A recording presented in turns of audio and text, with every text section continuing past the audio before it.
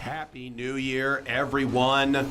From the people that bring you the most magical hour and a half or 15 or however long I want to talk minutes of your week. It's the Mike Sasson Show, live broadcasting from the River's Edge at www.riversedgepgh.com from the Millvale Studios here in beautiful Millvale, Pennsylvania, in Mr. Small's studio. We'll be going over 2017. It is New Year's Eve 2017. Hopefully you're just starting to lay the base down. You're not drunk yet. You're just getting I hope not. Yeah, you're just getting your... Well, I mean, you just maybe watch the Steeler game, and so you're drunk with victory because the Steelers defeated the Cleveland Browns. The Browns finished the perfect season. For a little bit, Alex, I thought that they were going to screw it up and somehow win the game, Cleveland, and ruin the perfect season. But they came through in the end, and the Browns are officially part of history. It's like when Abraham Lincoln died and they were all standing over him, and he belongs to the ages. That's what the Cleveland Browns are now. They belong to the ages. So we'll be talking about that. We'll be talking about the rest of 2017.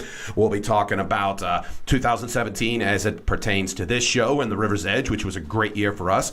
Also, as it pertains to the news, we'll be going over bar thoughts and experiences, in which Alex will be discussing an amazing quote from her wonderful mother, who we're huge fans of. Also, I'll be reviewing Dave Chappelle's new special that just dropped today. 2-hour-long specials. That'll make 4 in 1 year. Oh, I was like, I thought you were going to say that makes 4 hours. I was like, Mike, that doesn't add up to 4 hours. No, he has 4-hour-long specials this year. 4 new... That's crazy. How do you come up with that many jokes? That's the magic of Dave Chappelle. So we'll be talking about that.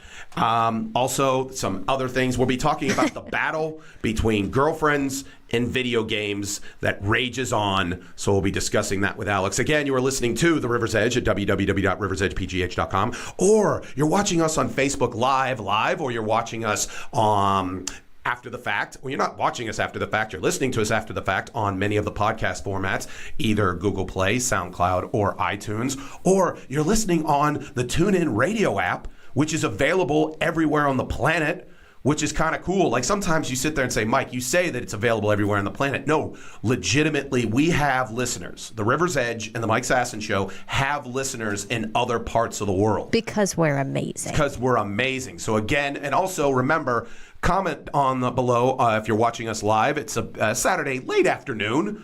We're trying to see, because here's the thing. We were discussing when should we do this. We've been doing this late Friday, but obviously Alex contacted me and was like, Mike, it's New Year's Eve. I'm going to be knee-deep in just some sort of weird alcoholic beverage by about 8 o'clock tonight. I was mainly concerned about other people. I don't want to die driving, People are stupid. Do you think that when we would have left at about 10:30, you think that would have been... Yeah, that's like some bad time. Yeah, this is amateur night. Yeah. This is not professional drunk driving. I used to never be scared of those things, and then someone told me once, they're like, oh yeah, like New Year's Eve, people get hit while they're walking. It's like, you can't even go out of your house. Nope. It's dangerous. The world is a dangerous place. Just get drunk inside of your houses. Just get drunk inside of your houses with the people that you love. Because also, I don't know if you know this, there's a wind chill advisory. Because it's what do you mean of? Like, what's the temperature going to be with the wind chill? Okay, I'll read the entire wind chill thing. Thank you. Okay. Wind chill advisory in effect from midnight through noon tomorrow.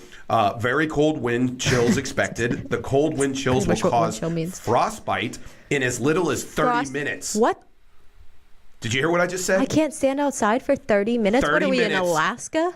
Yeah, it goes, well, if you have exposed skin. So, like, if your face is not covered, it's going to fall off. I don't get it. What? How is that possible? Expect wind chills from ranges from 10 below to 15 below zero. How do people in Alaska go outside of their houses? They don't. They just stay inside and fuck. No, they don't. I don't know. I met one person from Alaska recently. She was a comic, and she was coming through town, and she was very, very funny. But she was part of the Anchorage comedy scene. Yeah. So. But that doesn't even make sense. If that's like our wind chill right now and you can't go outside for 30 minutes with exposed things, like they definitely have to deal with that probably every day. They just go outside and get in their cars, drive to wherever they got to go, and then quickly get inside. They just don't hang out.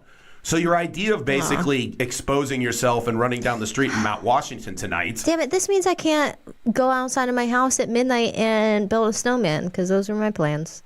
You could do it. Just make sure you keep it under like 10 minutes. I have to like bundle my whole face up so that only my eyes are showing, or maybe I put goggles on too. Yes, absolutely. Yeah. This is dangerous stuff. They don't play around with wind chill advisories. Oh. Okay. This is they play around with everything else absolutely. But wind chill advisories. Yeah, this is the weather trying to save people's lives on New Year's Eve. Frostbite. Oh my God. If that just makes like ambulance people their nights so much worse. Yeah. Imagine how it is already. There probably people were dying from alcohol poisoning left and right, and now people are going to die from frostbite. You just die from frostbite, or you just have to get your limbs cut off. What happens? I think it's like you get like if it's too bad. But I mean, like initially it's like off with a limb, but then eventually if you just like stay out there, then you just become like an icicle. Aw. So go inside, drink and listen to great local music on the river's edge, and drink your face off and enjoy the end of 2017.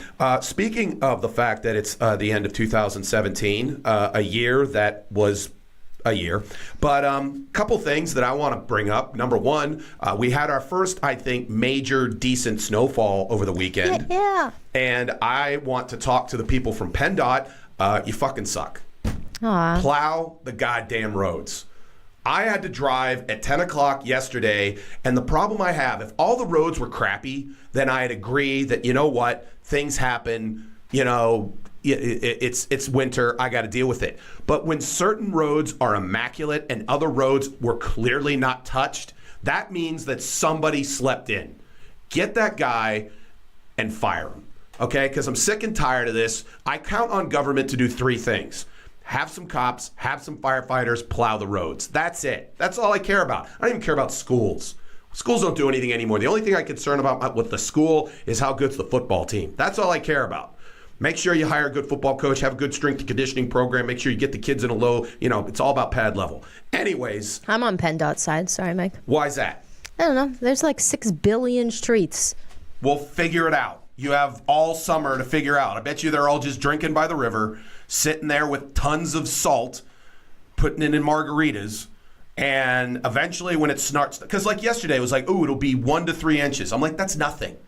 I've grown up in this city. 1 to 3 inches is nothing. Then you should be able to drive it. I was able to drive it. My car is intact, but he made it, the Penndot people made it more difficult if they weren't absolutely incompetent. So again, Penndot, I'm after you. Get plowing the roads.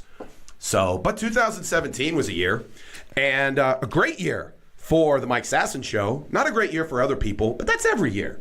Yeah. Some year it's great for people, some year it's not. I love people like on Instagram, they go, everybody's crapping on 2017, but I had a wonderful year, and then they put all the magical moments of their lives. You know what? Don't shove it in people's faces. I'm going to do that. Great year. You're going to do that? Yeah. Okay. You're going to shove it. You're like, haha, I'm happy, and your life sucks. Yeah. Okay. But 2017, again, great year for the Mike Sasson Show. I wrote a couple things down because I normally don't. But you normally don't write anything down? No, I wing it for an hour and 15 minutes. Right. Okay. Number one, obviously, biggest thing that happened to this show, new studio. Yeah. New studio, new home. Because of something that was awful, it really turned out great for us. Yeah. The Millvale Studios fire, which was awful, which we feel horrible about. But because of that, we have this super cool space in Mr. Small's theater. So, yay for us. Yay. But that's pretty cool. Number two, obviously, growth of the show. We just had our 400th like on Facebook, which is pretty cool. They told us to thank everyone. Thank you, everyone. Thank you, everyone, for liking the show. Tell other people to like the show. The more people like the show, the closer it becomes for me to not have to work a day job. That's what the point of all of this is. Not Alex, just Mike. No, Alex. I still have to work a day job. No, Alex, every like gets Alex making it that her job. See, right now she's drinking. I'm slowly just trying to become like a C-list Pittsburgh celebrity. That's what I'm trying to become. You want to be able to do like things that like you want to like open up like one geckos and like something like the weather people would do. You know, they don't think they're sea level. I've dealt with they those don't people. think that they are, but they are. You know, you're like, oh, if you. Like, I don't recognize weather people, you know, but other people definitely would. So I'll be one of those people. One of the things that I've said, like I've dealt with like weather people and news people from like the local news stations. The only thing I can tell you is the movie Anchorman is not that far off from their attitudes. Yeah. They can a lot of them are cool, but some of them are downright ridiculous when it comes to what they think their level of celebrity is. Yeah. Like I've heard one tell me point blank, he goes, if your phone number starts with 412 or 724, I'm Tom Cruise in this like that's how level of that. He goes, if Tom Cruise and me walk down the street in this town, more people would be concerned with me. No, that doesn't even make sense. That in makes that person's literally mind, no sense. In that person's mind, it absolutely did. Whoa. But so that's something that's cool. The growth of the show, getting closer to Alex. Fame, fortune, money, chicks, hoes, yeah, mad hoes, boats and hoes. Speaking of that, we're on tangents the whole time. This because we haven't talked in 2 weeks, so we have a lot of stuff to catch up on. Right. They actually, Will Ferrell admitted that they're working on a script for Step Brothers 2. And the point that they threw out there, and I don't know if it's actually their like the script, like what the idea is, the plot is. Yeah. It looks like the plot of Step Brothers 2 is going to be their parents retire, so they move in with them in the old age home. Oh. Which actually I think that could be some comedic love. That's pretty cool. That's going to be a hard movie. Because you're going to have to, like, live up to a lot, you know? But could you see them bringing, like, old comics who are, like, in their 50s and 60s? Yeah, like, that make would be them be fun. part of the people who, all that kind of stuff. So I think that could be I would just be okay because, like, Adam Scott's probably going to be in it, so. Who we've discussed is not a good person. Wonderful person. He's okay. He's an okay direct person. people, not a good person. Don't worry. Other great moments for the show for 2017. Number one, the Millvale Music Festival. I have, like, a whole, I have some pictures if you want me to show them. Absolutely. Go through the pictures. Okay. I'll tell you what they are. Okay, because I can't see them. Right. So I'll just look into the camera like I'm a Studley. I tried to do it by order of how they happened in the year, but I don't remember a lot of things. So okay, just, drinking and somewhat drugs, by happens. memory. Yeah.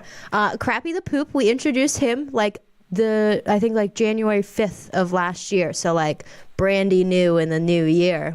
He's still our mascot. People sometimes come up to us and go, hey, you don't poop on people anymore. And I go, first and foremost, you don't know my private life. Secondly, he's still our mascot. He still looks over Alex. Yeah. And I think Alex and him. He watches over all of us. And I'll be honest with you, Alex and him, kind of an item sometimes. Anyways. Only sometimes. Yeah. He doesn't like to be tied down. Only by tie hookers. Anyways. Nope, just boats and hoes. Boats and hoes for Crappy. Okay, so Crappy the Poop. What else happened? Give me 1 second. Okay.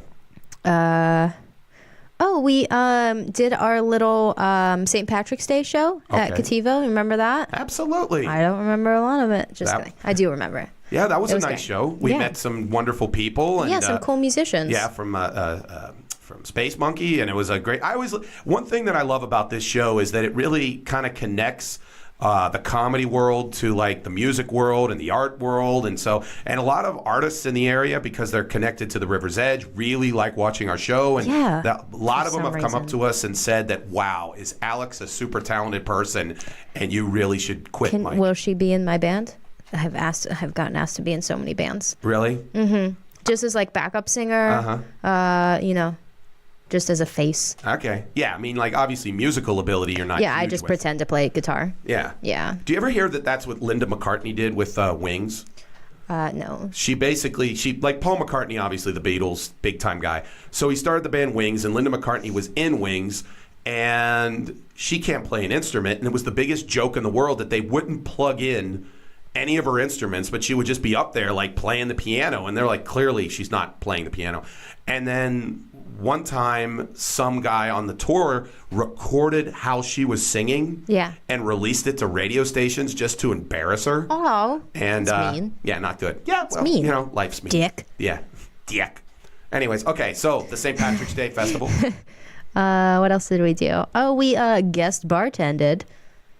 Do you remember that at Cousin's Lounge? At Cousin's Lounge. All these things are coming back to us. Yeah, absolutely. Now, that was a fun evening because of the fact that, I had never bartended before in my life.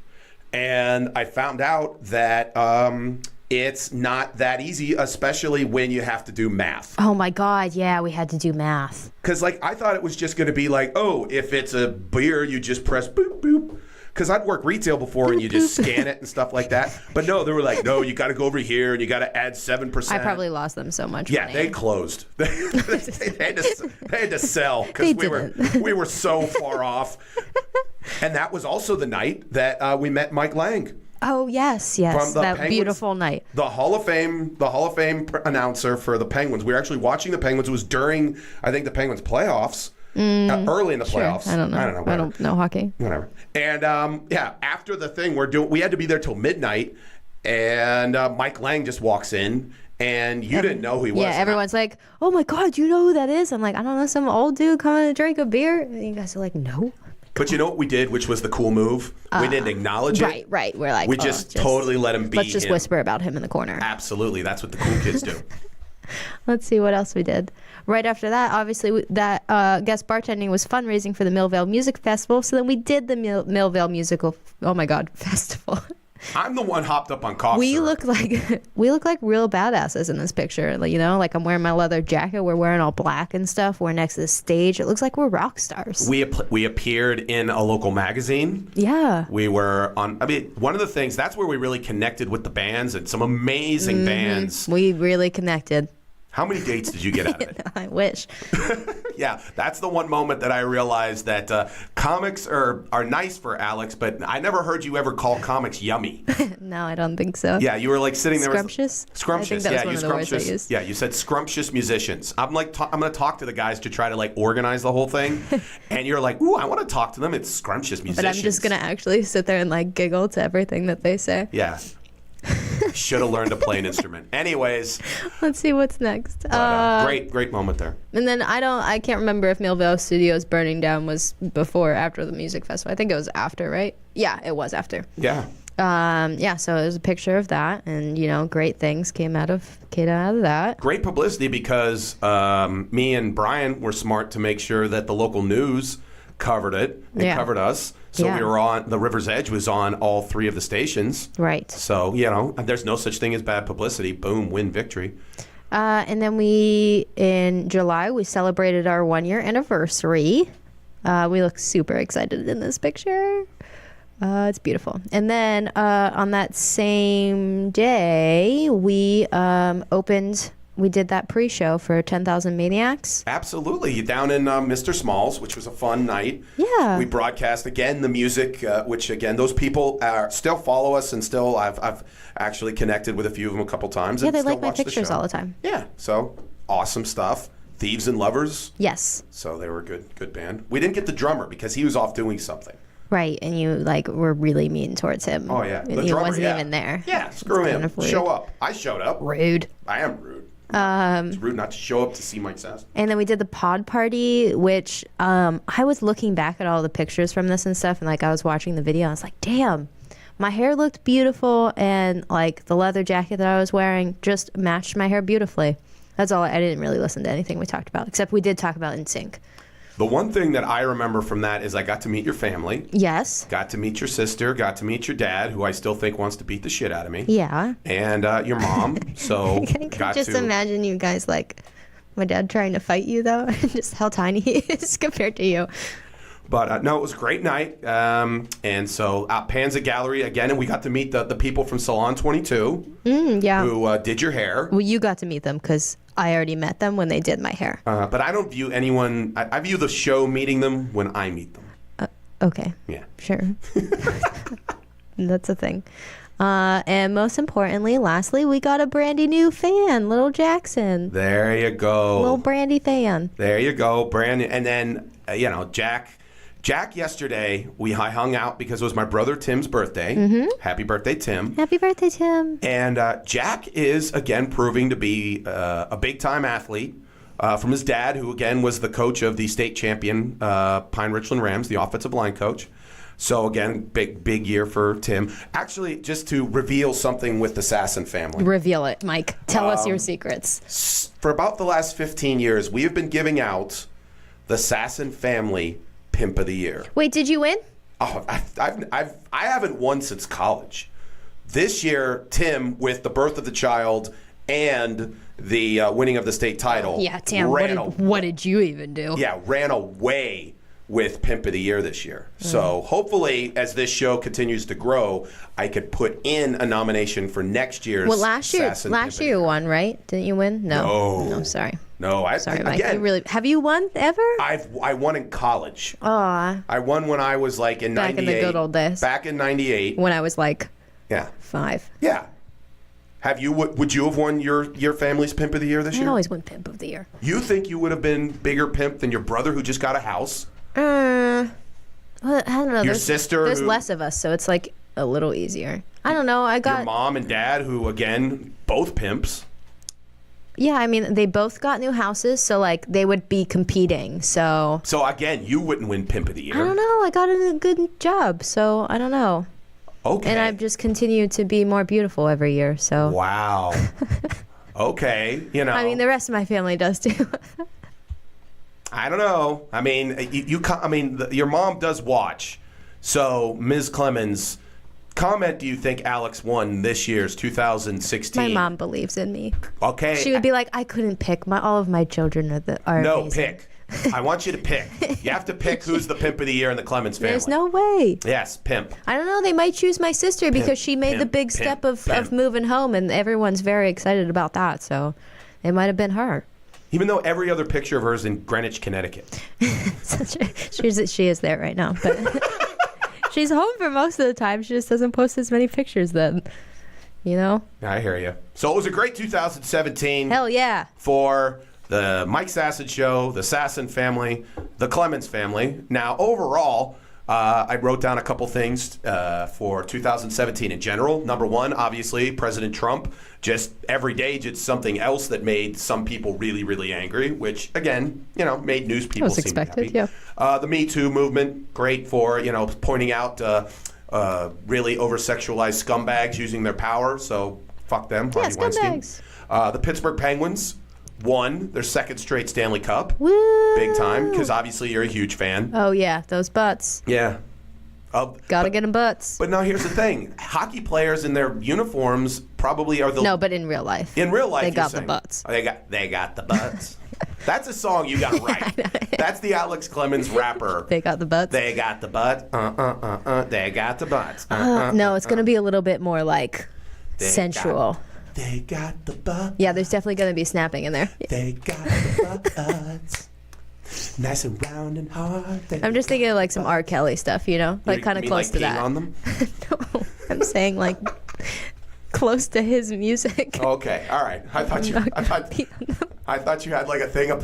Phil Kessel, I think, would be into it. Anyways, the other thing that happened in sports this year is it just happened today. We've been worried that somehow, some way, the Cleveland Browns were going to ruin it, but the Cleveland Browns did it. They completed the perfect season. They were 0-16. Congratulations to the Cleveland Browns organization for playing an entire year and not winning one damn game. How does that even feel? How does that feel? I'm guessing bad, but you're still a millionaire, so not that bad. Yeah, I would honestly towards the end of the season, you're like, guys, let's just get fucking drunk and let's go play this game. Who cares? Obviously, we're not doing anything now. It's not going to matter. So let's do it. Let's do it. Now, Alex, that's the kind of attitude why I believe, because here's the thing. They're 0-16. Yeah. They can't do any worse. They tried to get the standard football coach. Obviously didn't work. This guy, Hugh Jackson, is 1-31. He stinks. He stinks on ice. There's no way you could do it. Now, that's why I said that I have a little bit of an in. Their new general manager is named John Dorsey. Oh. He is a former University of Connecticut football player. No, he's not. Yes, he is. Did you play with him? He's a much older than me. Oh. But sorry, I didn't there's mean to that offend you. If we just met in a restaurant, he would just sense that connection. Oh, yeah. And he would just like start talking. You guys to like me. lock eyes. Yeah, like, lock eyes and be like, I go you, he'd go C, I go own, he go, and then we go NN, and then we do the handshake. UConn. Do a little UConn, like UConn. high kick. Yeah, exactly. Bleed blue. Anyways, Alex. Yeah. I love you on this show, but I think you can juggle both. I think you should be the new head coach of the Cleveland Browns. Because we want them to have these seasons every single year. See, like if it were me now, I don't want to. These are records, you know. I don't want to ever not live up to that. So every year I would try and lose every game. Drunk and just basically not worrying could actually help them. But then we could set the world record for like the drunkest football players winning a game. What if we won a game and we are super shit-faced?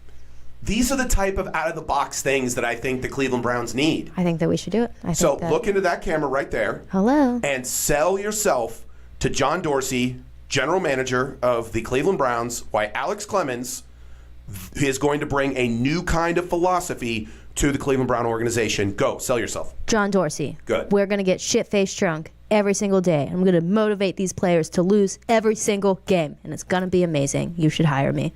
Because here's the thing. What's the point of winning, like, 5 games? Nothing. Who cares? Yeah, who cares? Cleveland would love it if they just showed up and they know that it's just going to be a bunch of guys. Just going to have fun, you know? Just drunk off your ass. Just like Thanksgiving Day football, you know, like with your buddies. And guess what? Alex, good-looking woman. That's going to be better than looking at Hugh Jackson.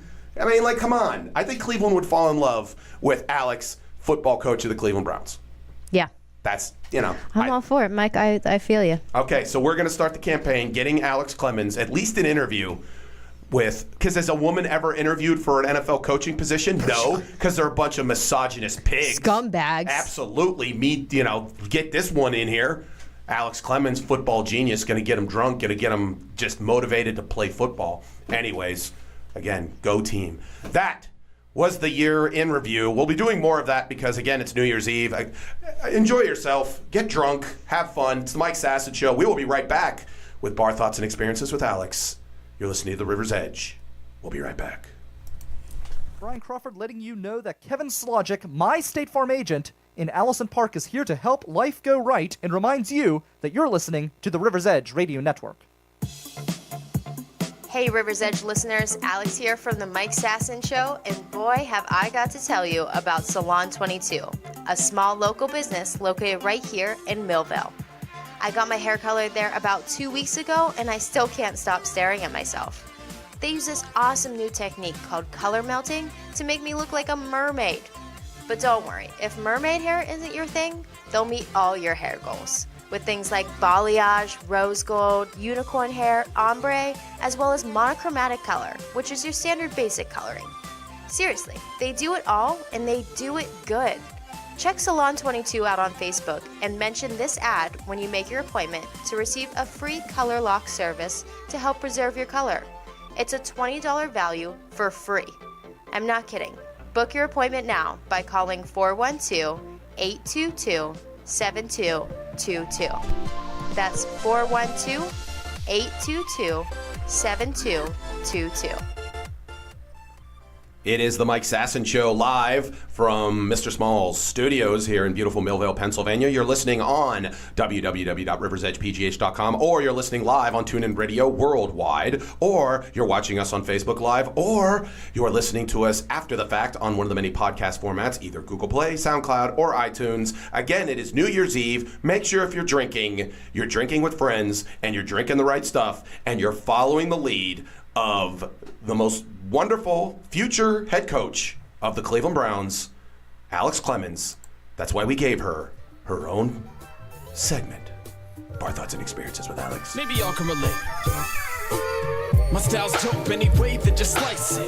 It's a fresh cut, hope that you like it. About to open up. Maybe I'll team up with this guy to write my Get 'em Butts. It's called Get 'em Butts, or it's called They Got the Butts? Both.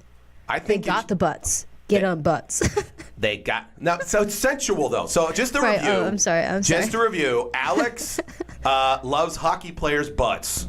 And her quote was, "Because they got the butts." They got the butts. And then I was just like thinking it was like going to be more like a dance song. They got the butts. And she's like, no, it's got to be sensual. I think that we can have a sensual version and then we like remix it to have the dance version. They got the butts. Get on them butts. Oh, that's nice. They got the butts. Done get on the butts. They got the butts. Speaking of butts. Speaking of butts. Beaking butts. Beating of the butts. I want to tell you about my favorite quote of the year. It just happened last week. Oh, okay. Is it butt related? Yeah, it is butt related, and it came from my mother's mouth. Okay. We on Christmas Day, we always play like games on Christmas. So this year we played that Speak Out game. Have you ever played that? You put like that stupid thing in your mouth. I saw that on your Instagram.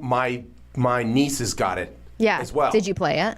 We tried it for 5 seconds and we were insanely frustrated, so we stopped. Why? You couldn't get the thing in your mouth? I didn't even try. It just seemed uncleanly. But my brother and my niece did uncleanly. it. And they like kind of like the game is where essentially you're putting like a retainer, like a dentist tool. A dentist tool, and then you're like, and then you read like a card, and you're like supposed to say and like the cards mean nothing. They're just stupid phrases. They don't mean anything. It's just like, oh, Panthers paint with their poop. That was literally one of them. Panthers paint with their poop. And you're supposed to go ha ha ha ha ha ha. And people are supposed to know what you said. Yeah. Okay, so we played this game, but apparently I was too good at it, and everyone guessed all of mine like on the first time. Like I didn't. Why do you think that is? I don't know. Everyone else was super confused about it too. They're like, Alex, why are you so good at this? A more powerful tongue? I don't know. Okay. But anyway, so I don't know if you remember last year at our Christmas, we played Poop the Potato. Yes, you posted that on your Instagram. Yes, yeah. So you put a little potato in between your legs and you have to run down this thing and then put it into a bucket. You drop it into a bucket. So it's called Poop the Potato. Mm-hmm. So this quote that my mom said, she goes, you know, last year we played games with our butts, but this year we played games with our mouths. It's like, Mom, that is just a beautiful saying. That is, and no one really paid attention to my mom when she said this. But we played games with our butts, and this year we played games with our mouths. So, just so you understand, I love you played games with your butts. With our butts. With your butts. There's a lot of ass-related things in the Clemens family, and that's why we love them. Yeah, we do talk a lot about things. Yeah. You wanna along with my Christmas. Something else that a little frustrating happened to me. I don't know if you've ever seen videos. We do a horseradish challenge every year. Mm-hmm. So I usually do it because people, I don't know why. I don't know why it happened in the first place, and I don't know why it's continued to happen every year. Essentially what the horseradish challenge is you consume horseradish and what happens? Basically, you just take a spoonful of horseradish. That's it. That's all you do. That's all. It's not like how many spoonfuls you can take, or? Oh, no. If I'm not competing against anyone. That's the thing. It's not really a challenge. I know. I know it is. Yeah. That would be we should compete next year because I'd win. Yeah. Why do you think that is? Because horseradish is delicious. Oh, okay. The rest of your family isn't a huge fan of it? No. The rest of my family is. It's just they're not stupid enough to make So this is more of an intelligence game than more anything else. I guess. Okay. But anyway, so my one little cousin, she decided that she would volunteer this year instead of me. Okay. So everyone got mad at me because they're like, "Why are you going to make her do this?" I was like, "I didn't do anything. I'm trying to get drunk over here. Mm-hmm. She volunteered to do it, so let her do it." And everyone was like, "Oh, I can't believe you're making her do this," and blah, blah, blah. And I was like, no one cared about me this much. And also, it's just horseradish. It's not like I'm giving her poison. So she took a spoonful and then she spit it out. Ugh. I slammed my fist down and walked out of the room. I said, "This is a disgrace to the Clemens household." This is why the world's going to hell. Yeah. I was extremely upset about it. It's not the thing of like, oh, it's not that she couldn't do it. It's the thing, you don't waste horseradish, especially in the Clemens household. It's just banned. Now, how much horseradish is consumed during a normal Clemens family gathering? Probably like a bottle of it. I don't know. Our big thing is spicy brown mustard. Oh, yeah. My brother did both this year. He was like, whoa, let's mix it up. Let's do both. What did he do again? He went, make it up. You're like, ooh, fancy little, whatever your name is. I also tried to make a new cocktail this year. Okay. And it did not work. What did you try? Well, so throughout the day I was drinking. Like I drank when we were opening presents. It only took us, I think, 3 hours this year to open presents, which is like a record for us. Okay. So I started drinking then, we had some drinks during breakfast and stuff, then I slept it off and then started over. So I started with vodka, and it just didn't seem like I could drink enough vodka for me to be okay. Yeah, because to be honest with you, your tolerance level is of that of like a Russian soldier during Stalingrad. Yeah, like I love my family. It's just like I usually am pretty intoxicated and and you weren't getting there because like vodka to you is like drinking like Gatorade. Water, yeah. So I tried to come up with this new drink so that I could drink a lot more vodka but also stay hydrated at the same time so that I could just go to sleep immediately afterwards and not have to worry about drinking 6 bottles of water.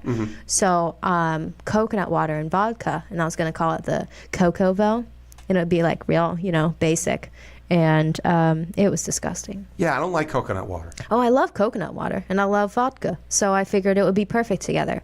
Why don't you do the Gatorade and vodka? Because Gatorade has sugar in it, and I don't want sugar. Well, then get like low cal, like get the Powerade Zero. Then there's probably chemicals in it, and I don't want chemicals. So there's chemicals in vodka. But not coconut water. I'm already drinking the vodka. Okay. I don't want to have to add to that. I'm just not a huge fan of coconut in general. If there's one, like... Oh, I hate coconut otherwise. Love coconut water, hate all other coconut. I hate anything with coconut. Like, I'm, like, if there's... What if it was a coconut bra? A coconut what? Bra.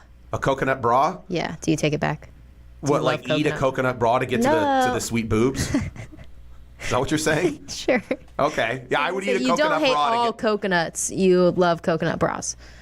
I love boobs, and if I got to remove coconut, if I got to eat through a coconut bra to get to some luscious boobs, then yeah, sure I would do that. You would eat through one, but sure, yeah. That's what I would do. Okay. That's what the kind of guy I would be. But I wouldn't like it. I would be like, do you have any other type of bras that I could possibly consume? like the ones where they're made out of like fruit roll-ups. I like those type of things. Yeah, exactly. Those are better. But no, she's like, oh no, this was the only one left. I'm like, you went late. You got to go early when they have plenty of the fruit roll-up types. When is this? When do they come out with these bras? Like around Valentine's Day and stuff like that. Oh, yeah. Yeah, but then you got to get the coconut one. Yeah. Yeah, because obviously the one made out of sardines wasn't that all the worst tasting stuff. Also, coconut bras don't make any sense. The shape of coconuts is not the shape of boobs. Why not? Here's the thing: if you are, I bet you the whole founding of the coconut bra was because you go to this island. Yeah, you're stuck The women, there. here's the thing. The women were just like, you know what? They were letting the puppies fly. They're floozies. No, they weren't floozies. It's just like, they were just like, hey, it's 80 every day.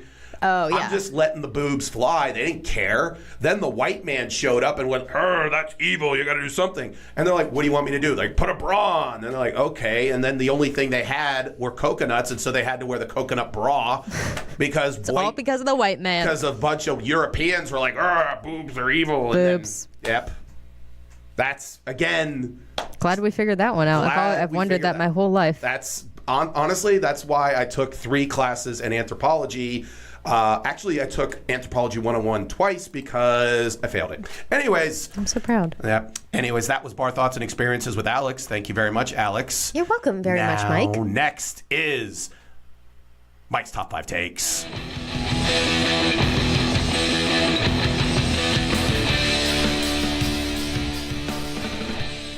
First take. Watched Dave Chappelle's new Netflix specials that dropped today on New Year's Eve. First and foremost. You just woke up and you're like, I need to watch this. I didn't even know that. I thought they had been publicizing them for a couple weeks, like on New Year's Eve they're going to drop. Mm-hmm. And I thought it would be like 6 p.m., 7 to or like midnight. Yeah, something like that. No, it was like at midnight the night before. So when I woke up, I was looking through Twitter and they were like, I just watched Chappelle's specials. I'm like, no way. And so I watched them. And I have an announcement to make. Since Louis C.K. has just jerked his way out of being the #1 comic in the world, I'm making the announcement. It's Dave Chappelle. He's the new #1 comic in the world. He is. That's boom, I just made the announcement, especially with these 2 specials. A couple things I liked about him. I don't agree with his take on the trans community. I'm not a fan of it. I saw it actually live when he did it in Pittsburgh, and he got in trouble with it. But the one thing that I respect about him is he didn't apologize, and he actually doubled down and talked more about it, which as a comic, I have to tip the cap. Yeah. Because I sit there and go, you know what? You didn't run from it. Right. You just went to it and went from there. And also, it's very difficult for a comic to make me laugh out loud. Because it's like watching game film. I'm like, ooh, that's a good whatever. I would say in the hour and 45, 2 hours, whatever it was, that those two specials were on, I openly laughed, I would say 10 to 15 times. Wow. So, again, and now I'm not saying there's going to be certain people that won't be able to get over certain things that he said because they're not exactly the most politically correct thing in the world, but I will say he's naturally he's just such a natural in terms of the ways he speaks. It's just incredible. So I recommend highly watching him. You will hear some stuff that you're not thrilled with, but I will say kudos to Dave Chappelle for that. Number 4. My life has now become 50% hair removal, 50% how much water you're supposed to drink. We've already discussed the hair removal. I'm just more or less one giant hair. I'm just everything. Right. Yeah, everything grows. It's unbearable. It's one of the albatrosses of my life. But more recently, someone talked about the fact that they found an app that discusses how much water you should drink. Yeah. So now my whole thing is every day I look at my phone, they're like, oh, how much water have you drink? How much water have you drink? And you're supposed to apparently drink like 90 gallons of water a day. I don't think it's 90 gallons. For your size, maybe. 370 gallons of water. I'm supposed to drink this every 10 minutes. It's based on your weight. Yeah, this every 10 minutes or I'm not healthy. If you get one of those Fitbit watches, it'll tell you to drink water when you need to drink water. Same thing with this. Yeah, but like it's right on your wrist. Okay, I'm not getting that. Anyways. It'll zap you. It won't. Anyways, but now the new thing is I was reading an article that said that because it's wintertime and it's not very humid outside, and then on top of that, we heat the rooms up, making it even less humid. They said that an average house has like 7% humidity.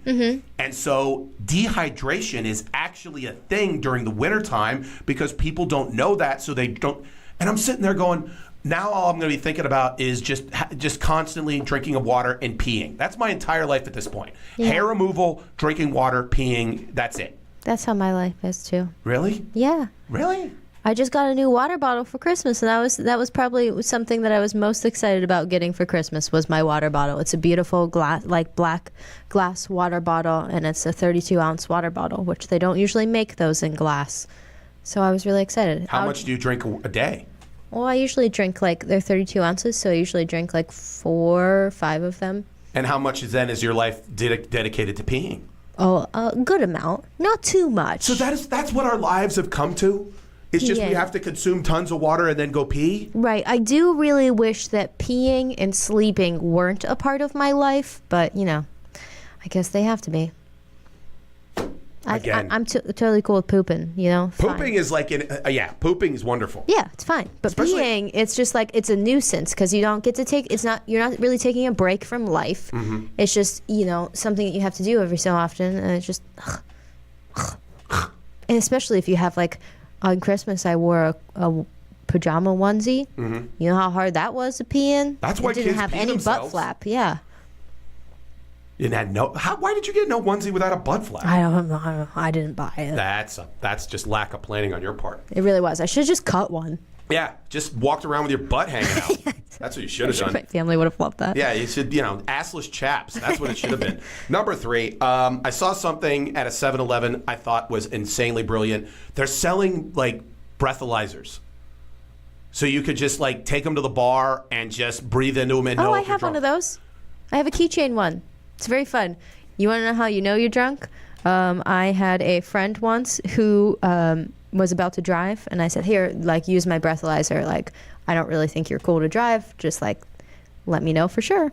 And instead of, there's, it's a little square, and then there's a little thing that comes up. And instead of putting his thing on the little like straw thing that comes up, just put his whole mouth over almost the whole thing. It's like, you're drunk. And you're like, you're drunk. Yep. You're drunk. Nope, you can't drive. Sorry. Yeah. You just put your mouth over my mace. So yeah, you're drunk. You're a drunken fool. Yeah. I think this is a great idea. They should be giving these out at schools. That and condoms. Anyways, number 2. That's good. Being an expert has become a tough job because now everybody just kind of craps on you. Anytime there's a guy on the news who says he's an expert of something important, I'm not talking politics or something, whatever. I'm talking like climate change, right? Or who's going to win like the Super Bowl, stuff that's important. Everyone always will sit there and be like, well, scientists don't all agree. No, scientists are never going to all agree. Yeah, that's because the crazy. whole point of science is like someone says, hey, this is the proof, and then you go back and go, oh, okay, let me test it. But that doesn't mean he's wrong. That just means, oh, we're continually testing because it's a continuous process. Yes. But things have become tough because people think that means that, that certain things aren't true. No, they are true. Get with it. Anyway. I thought you were just saying your life is harder now because you're an expert on something. My life is hard in general. There's no one who has had to overcome more in their lives than me. Okay. I am an inspiration to nobody, but I should be an inspiration to everyone. Number 1, nothing changes without a little pain. That's my thing with 2017 going into 2018. Your song. That should be your song for the year. That would sound like something you'd get like a Rocky. Like, nothing changes without some pain. Something like that. Yeah, there you go. Greatest songwriter That'll be your ever. new theme song for 5 Takes. But, I was just thinking about this the other day because the simple fact of the matter is that we're going through a lot of pain because of the fact of the Me Too movement, and a lot of guys are talking about, what, I don't understand what's going on, and I'm worried that I'm going to go, and I just sit there and be like, you know what? No change happens without a little inconvenience, without a little pain. The civil rights movement, a lot of awful things happened during that. Mm-hmm. The war protests, everything. Nothing happens without some discomfort. And so if there's anything that I would say going into 2018, if you're not in a little bit of discomfort with whatever you're doing, you're probably not going for anything. So I'm in a lot of discomfort because I'm going for something great, which is eventually not having to work for a living. That was my top 5 takes. Again, we will be right back with news and notes from the world of celebrity, sports, and gossip. It's the Mike Sasson Show, special New Year's Eve edition. We'll be right back. Go, it's green. Come on. Go.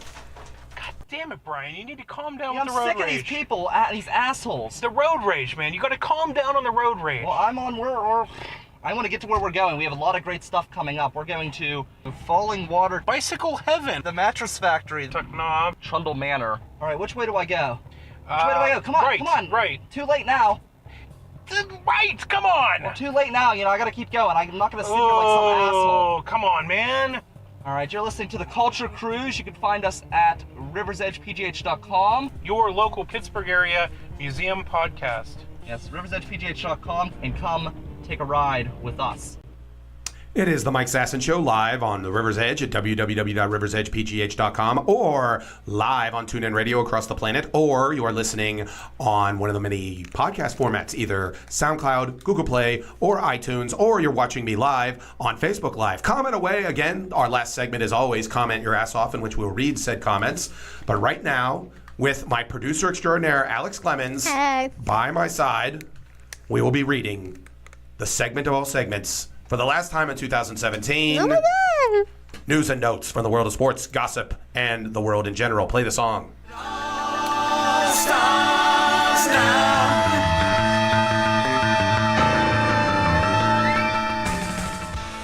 First story comes, I was made aware of this. It was a story about a girlfriend who bought her boyfriend Call of Duty. Mm-hmm. So that's the big video game this year, Call of Duty World War II. Apparently it sucks. Apparently, I didn't know it sucks. I don't know. I don't play video games. I'm a grown-ass man. Me either. Anyways, because he bought her this, because she bought her boyfriend this, she made her boyfriend sign a contract.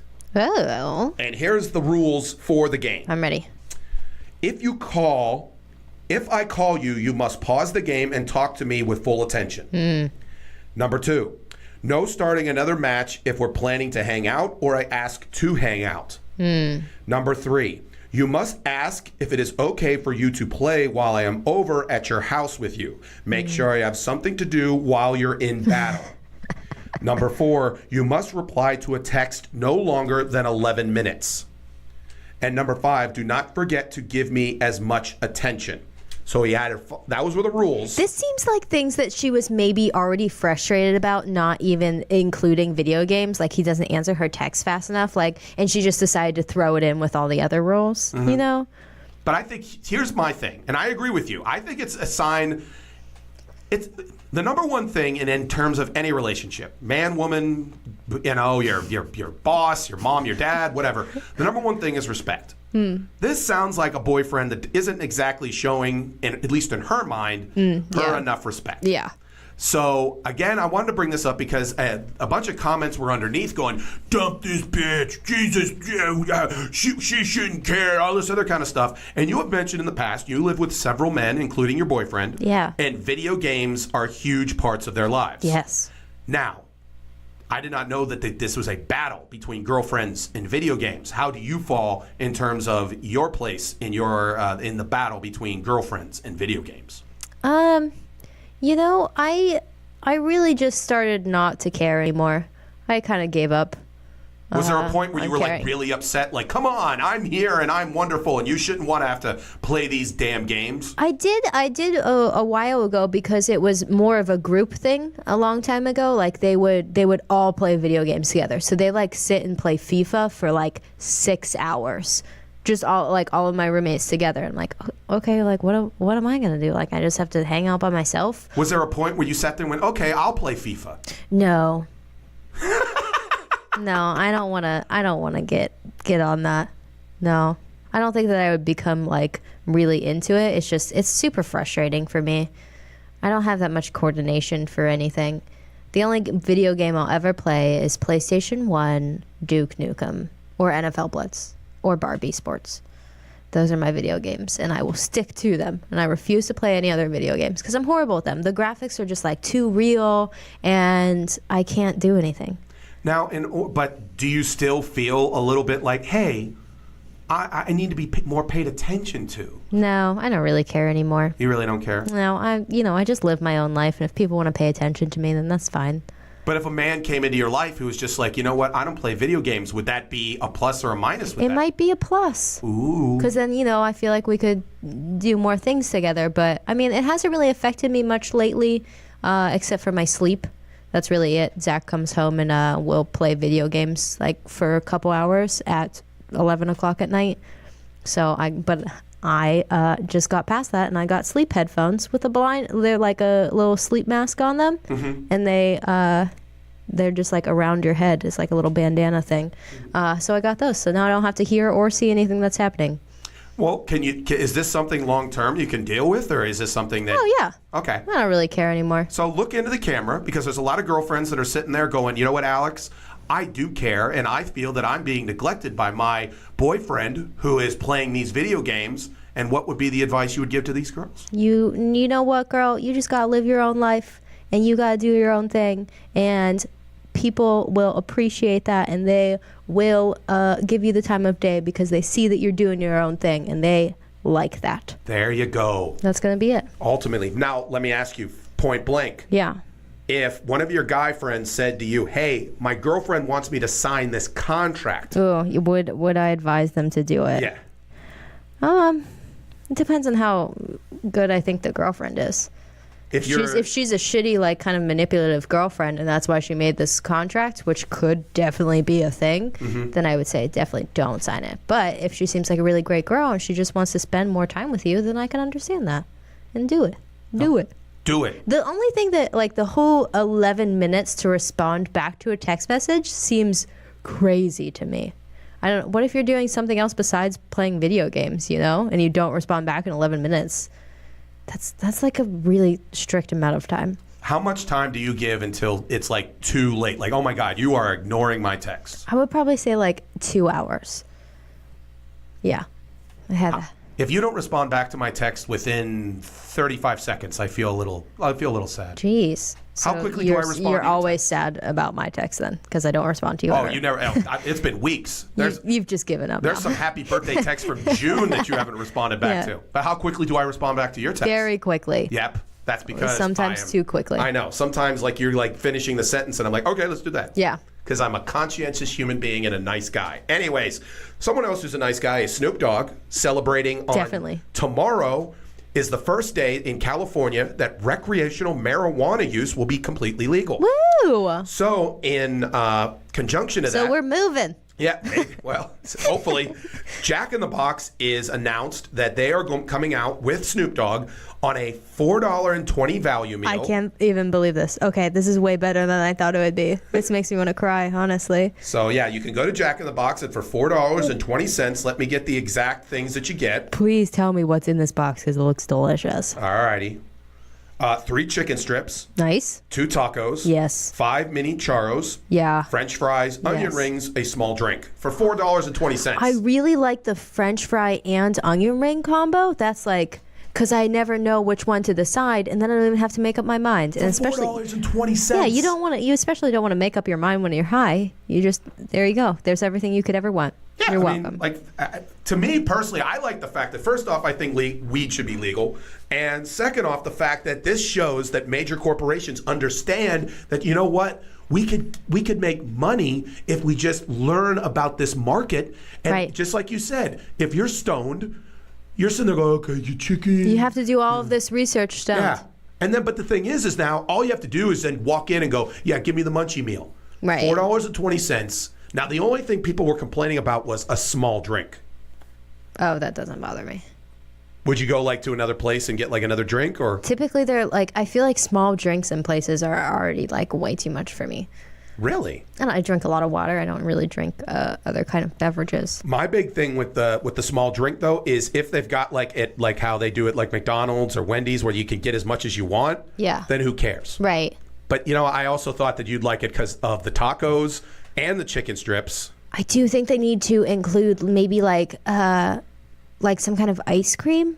Because like, how good would it be to have a Frosty to dip your little mini churros in? But I think they're trying to keep it under $4.20. Right. Well, you know, just do it. How much does ice cream cost? Well, Frosties are like they're like 99 cents. Okay, but then that gets it up to $5.20, and I think Snoop Dogg wouldn't stand for that. I don't know. Maybe one taco? You're eliminating a taco? Listen, I feel like it does not cost them $4.20 to make that stupid box. You know? Well, how about eliminate the box? Yeah, there you go. Just put it in a bag. Yeah, not even a bag. Throw everything in there. Just throw it at them. Just have people put out their hands and give them the food. We're the smartest people alive. Anyways, another guy who might be smart or might be dumb. There's a guy in England who, I thought this was unusual. He lives his life as if it's 1949. I have so many questions. Exactly. He works a normal job. But what is a normal job? If he works for an airline and he like works on computers and does all that kind of stuff. That doesn't make any sense. But as soon as he walks into his house, he talks. All his appliances, all of his clothing, all of the music, everything, as if he lived in 1949. It seems weird. You would think if you were doing that when you went home, you would want to do that in your whole life. But I do appreciate that he doesn't like force other people to like talk to him this way, you know, when he's out in public. Like he's not going to be super weird about it. I appreciate that. If you were dating a guy and you went home and he goes, "Hey, I live my life as if it's 1949, so I need you to live as a 1949 woman." Meaning you got to stay home, you got to, no birth control, no abortions, no rights, no anything. Would you be cool with it if the guy was like super cool and rich? See, I don't know. I think I'd want to switch it up sometimes, you know? Like I want to live in different years, you know? That's an idea. Like some years you're like, hey, this year we're in 1969. Yeah, or like you just progress. Like you start out in 1949 and then eventually you work the way up. And you'd have to move into a new house. Like you'd have to sit there and be like, okay, this is the 1989 house, so you play with like original fun. Especially if he is a millionaire, we could totally make that happen. But can we talk about something real quick, Mike? What's up? I don't know if you looked at this picture in depth, but did you see how big this guy's feet are? No. He's wearing they literally look like clown shoes. Like But I he's think probably that's wearing how a I think size that's- 16 shoe. I think that's how shoes were back then. I don't know. Are you saying he's a large Johnson? Is that what you're trying to say? Yes, that's exactly what I'm saying. So But that maybe doesn't make it okay. Okay. But in 1949, maybe that's just, they won the war. He would have been a real gangster in 1949. There you go. He would have been killing it Killing it. in the game. By the way, Seriously, his shoes, though. You have to look at this picture. I'm not looking at Oh, his my shoes. God. By the way, I have size 13 shoes, borderline 14. No, it doesn't matter. Yeah, it doesn't matter. Anyways, moving it. Speaking of this tonight, New Year's Eve. Yeah, is that tonight? What? Yeah. Okay. Damn it. We're going to edit this later, and so obviously at the first point, we're going to go from there. Okay. Tonight is New Year's Eve.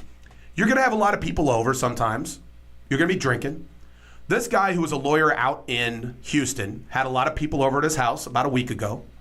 And this one crazy woman got drunk off or whatever and would not leave. Guy ordered her an Uber, said, please, could you leave? She wouldn't do it. She got so incensed that someone was asking her to leave, she starts destroying art on the wall. What? She destroyed nearly $300,000 worth of art, including an original Andy Warhol painting, because she was throwing food at it and spraying alcohol on it and all this other kind of stuff. Here's my thing. If you have $300,000 worth of art on the wall, you got to be hanging out with some higher class people than crazy women who won't leave because they won't get in an Uber. That's just my thing. She's on meth. She definitely does meth. Yeah, she's not that attractive. She does meth. Okay. Look at her face. You got $300K on the wall. You got to hang out with some higher level stuff, and which brings me back to call girls. Remember we always talked about that's big time for rich guys? Mm-hmm. This is another example of why rich people should hire call girls. The right call girls. Yes. Good looking, know when to leave, call girls. Intelligent. They would appreciate the art and not destroy it. Absolutely, after they get banged. That's how things go. That just seems crazy. Exactly. I would, if I was there. I don't know what I would have done. I know. I love that thought. You're like, if I was there, and I'm like, yes, and you're like, that's it. Okay, Okay. I probably would have tried to hit her. Okay, so this what guy's, are you doing? But all right. Even if it wasn't expensive art, just calm your ass down. What are you doing? You've had parties at your house? Have there been people that have been like, no, I'm not leaving? No. I'm trying to think about it now. I don't think so. So everyone, when you've always been like, hey, get out, they'd be like, oh, okay. Yeah, everyone leaves before I really want them to. Oh. Yeah. Sad. Yeah. Why doesn't people want to hang out with Alex? I don't know. I don't know. I've been experiencing this problem a lot lately. Aw. Wah, wah. Anyways, crazy women don't destroy art. This is another interesting story. Okay. Hopefully, because I'm about to talk about it. Eliza Schlesinger. I was so ready for you to say her name. I don't even know. I might have mispronounced it. I'm not really concerned. I saw her comedy, not a huge fan. Anyways, she had a special show in Los Angeles called Girls Night in which she wanted to fill up the theater with only women. So this guy, George St. George, real name, guy was named St. George and his mom named him George. Beautiful. Yeah, 21 years old, decided to buy 2 tickets. So when he shows up and they find out he's a guy, they go, okay, you could sit in here, but you have to be in the back. He's already livid. He's like, hey, I bought tickets. I shouldn't have to sit in the back, whatever. He goes off and gets... But they prefaced it that it was an all-girl show.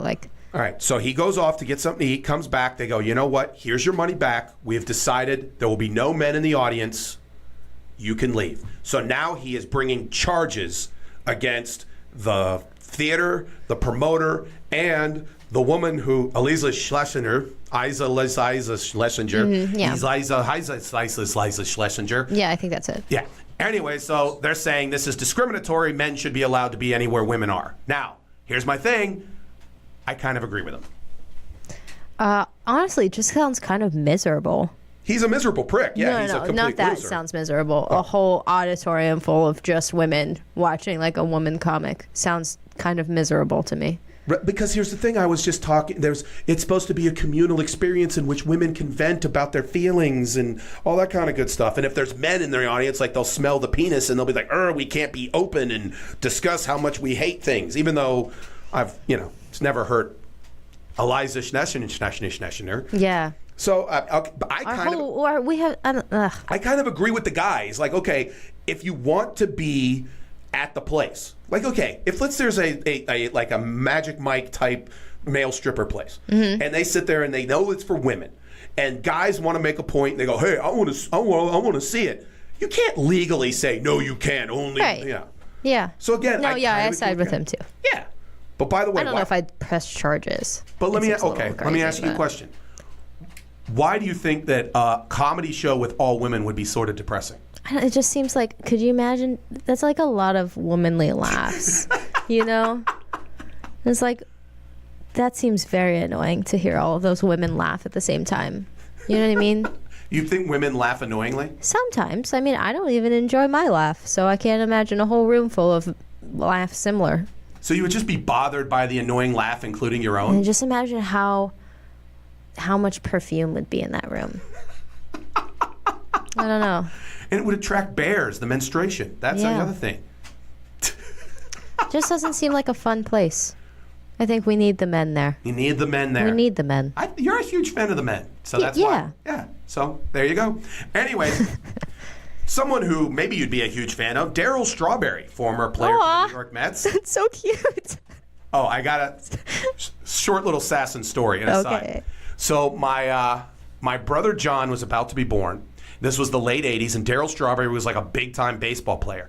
So my brother, Tim, sat there and told my dad, he goes, why don't we name our kids something cool? Like Mike and Tim and Meg and all stuff.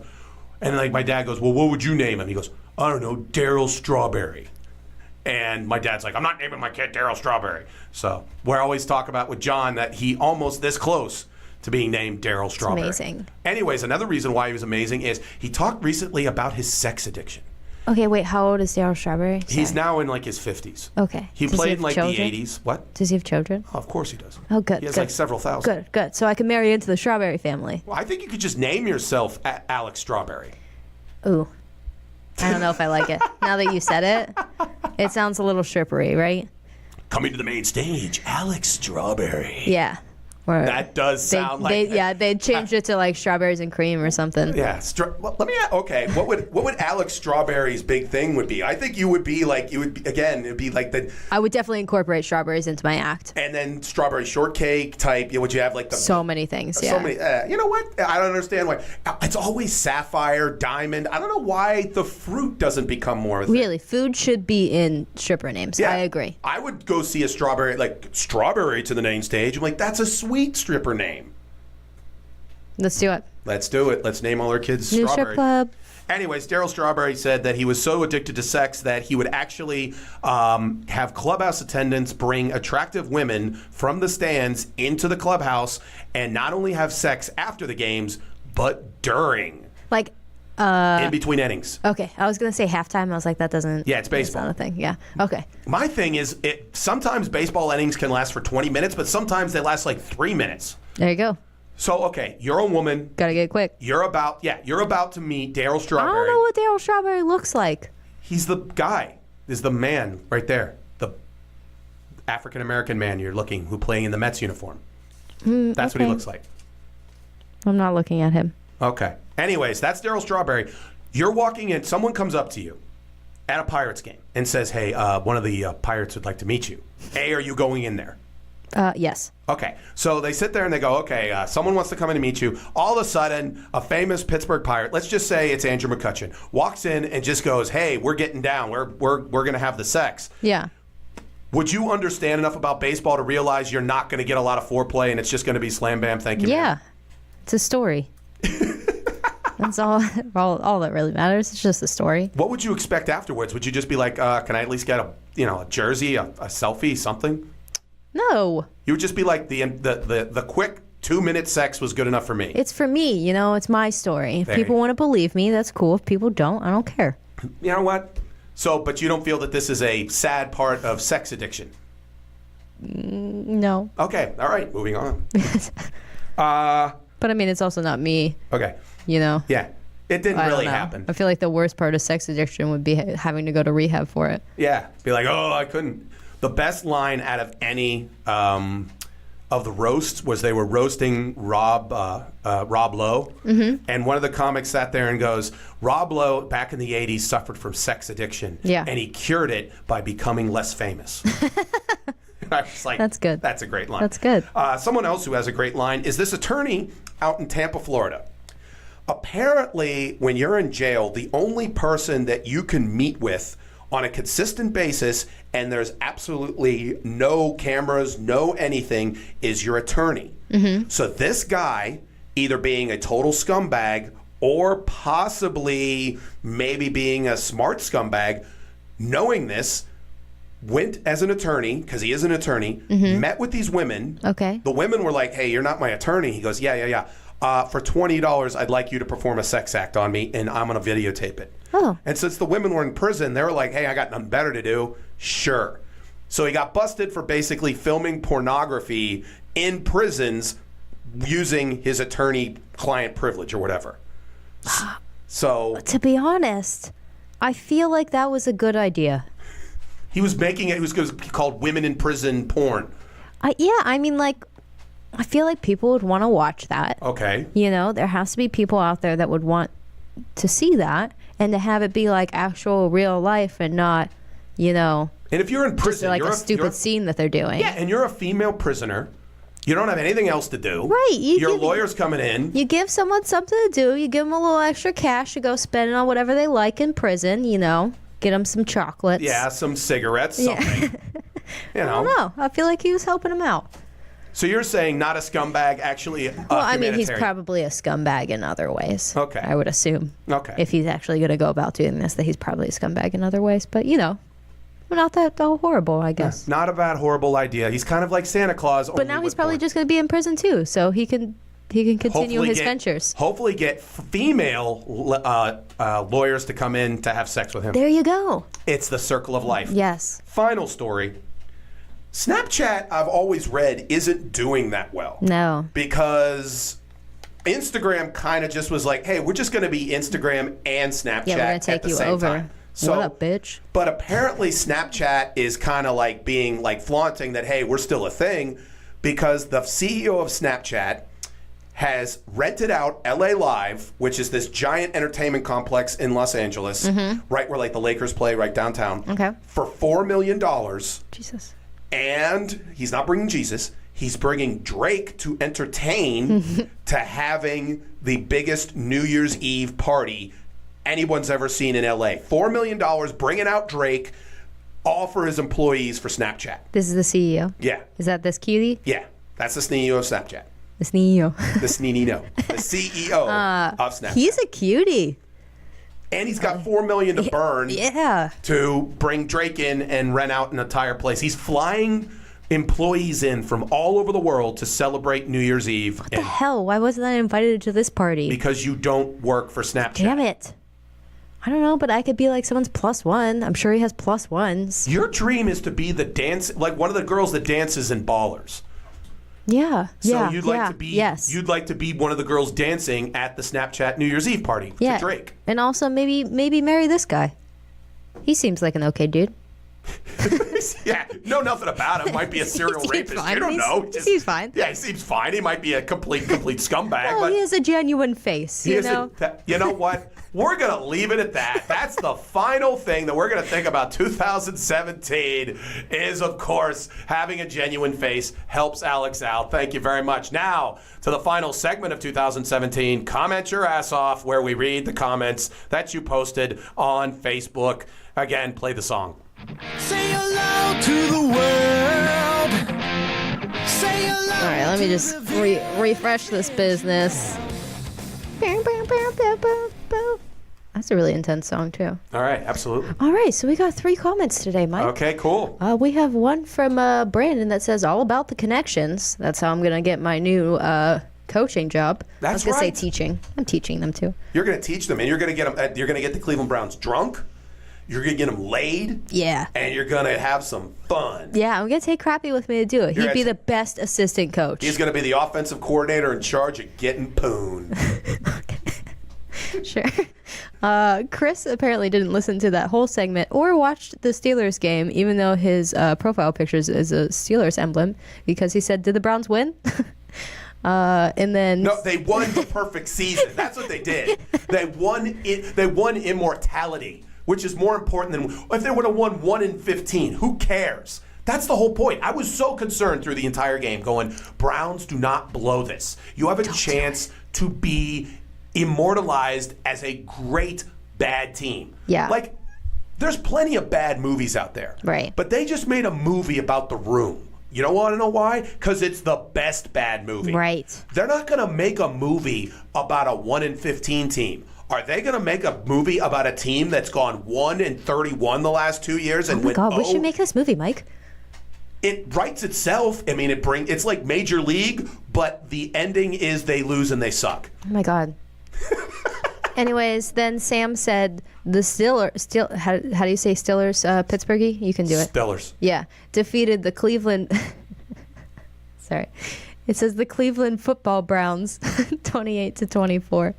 That was my favorite thing. Cleveland football Browns. Well, see, he's trying to be, because what happens is that back in the day when there was the New York Giants baseball team and the New York Giants football team, they call one the New York baseball Giants, the New York football Giants. That makes sense. So, but obviously there's not a New York Giants anymore, so anybody who does it is just being a douche. So the football Browns. There is no Cleveland. It sounds like how I would say the Cleveland Browns. If you're a mom and you knew nothing. Browns. I like those Cleveland football Browns. That's what you're going to sound like when you have kids. You have to sound like that. Like almost like a female version of Kermit the Frog, almost. I don't like sports. I want you to study. Okay. Those are the people that usually call customer service. Yeah. I don't understand why. I won't be one of those people. I don't get why this phone is telling me to drink more water. Okay. I drink enough water. Go to hell. Anyways. I bought my parents one of those Amazon Echoes for Christmas. Oh, dear God. Yeah, it was real fun. Well, they didn't. So immediately when I bought it, obviously I didn't tell them that I bought it. And immediately they started talking so much shit on these things. They're like, the government's listening to you. Like, they're listening to our every conversation. And I was like, shit. Like, I literally just bought them this. And now they're talking all this shit on it. And I think they ended up liking it. I convinced them that no one's listening to their conversations because they don't what care about the conversations could possibly Alan and unless they want to know more about like the ins and outs of a poop business. I don't know. The ins and outs of the poop business. Big time poop. It's all about big time poop. It used to be about the small time poop. Anyways, but yeah, my mom got a MacBook from her fiance, and she comes up to me and she goes, she's moving up in the world. She goes, Michael, can we by that's terrible impression of my mom. Yeah, no. It's more like this. Michael, can someone is it easy to set up one of these things? I go, someone of moderate intelligence should be able to set this up. She goes, oh, so I should be. I'm like, no, I'll completely set you up. She sounds like a dinosaur mom. She's the nicest, sweetest lady in the world, but technology befuddles her. So now she has. I made the comment. We've just given like a poodle a bazooka. We've just given like something that she doesn't need, but like now she can, like, she'll just use it to like send emails to my family out in there you go. California. That's good. But she has like a MacBook. It's like a powerful computer, and she'll just be like, look, it's a puppy video. And I'm just like, that'll be it. But it'll look amazing. It will look amazing. Also, we both look amazing. Again, from the Mike Sasson Show, thank you very much for supporting the show. We'll be back next week. Probably on Sunday. We haven't decided, but we'll figure it out. Again, thank you to the River's Edge. Listen to the great local music on www.riversedgepgh.com. Again, thank you to the greatest producer in the history of internet radio, Alex Clemens. And be safe this New Year's Eve. Don't get frostbite. be with someone who knows how to drive drunk. That's the point. Jesus Christ. You can't just be with someone who's an amateur at it. Be with someone who does it consistently. And also, find Daryl Strawberry. I think Alex would like to get with him. Again, it's Mike Sasson.